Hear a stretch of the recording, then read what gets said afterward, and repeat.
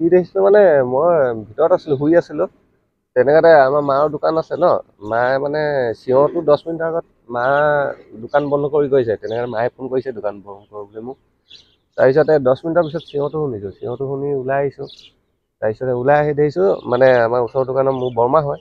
তাৰপিছত বৰমাক পেটত কটাৰীখন সোমাই আছে, তাতে ৰৈ আছে ধাবাৰ ওচৰতে শুই আছে। তাৰপিছতে মায়ে তেনেকুৱাতে ফোন কৰিছে, কাৰ চিঞৰ হয় কি এনেকৈ সুধোতে মই মাক ক'লো এনেকৈ ঘটনা হৈছে, বৰমাক কোনোবাই কটাৰী মাৰিছে।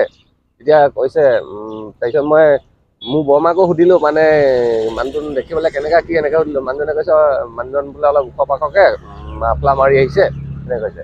আৰু তেনেকুৱাতে মায়ে মোক কৈছে মানে মানুহ এজন বোলে মই দেখিছিলোঁ তেনেকৈ ওখ পাখ মাফলা মাৰি থকা। তাৰপিছতে মা মানে এইফালে মোৰ ঘৰলৈ গৈছে ন, তেখেত মানুহজনক ক্ৰছো কৰিছে। মানুহজনে মানে সন্মুখেদি ক্ৰছ কৰি দোকানৰ ওচৰলৈকে গৈছে। তেখেতক ফ'ল' কৰিছে চাগে, মেবি নাজানো। ফ'ল' কৰি একদম মানে টাৰ্গেট মিলাইছে চাগে, কাৰণ থাকিব থকা হ'লে মোৰ মাৰ হাততো পইচা থাকে ন, সেইটো কাৰণে মাকো মাৰিব পাৰিলে হয় মানে। নাজানো এতিয়া কি এইটো 11, 10, 20 তেনেকুৱা ভিতৰত। তাৰপিছতে আপোনাৰ সেই ক্ৰছ কৰি মেলি গ'ল। তাৰপিছত 10 মিনিটৰ পিছত তেখেতক মাৰিছে বুলি কৈছে, দেখিছোঁ আৰু মই। এতিয়া মানুহজন এইপিনে আপোনাৰ বকুল পিনৰ পৰা আহিলে, তাৰপিছত সোমাওঁতে ৰাজাৰহাট গাঁৱৰ ফালে সোমাই দিছে মানুহজন। তাৰপিছত এতিয়া কোন বা কি ইমানটো নাজানো বাৰু।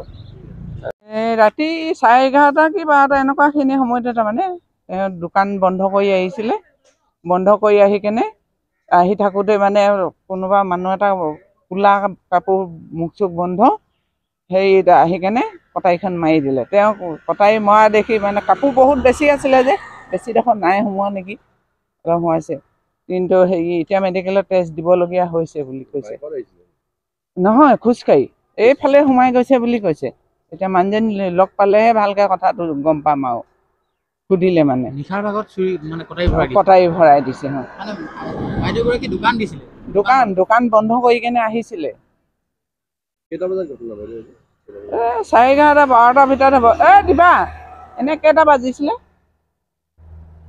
এনে 11:30, 11:00, 11:30 ভিতৰতে হ'ব তাৰমানে।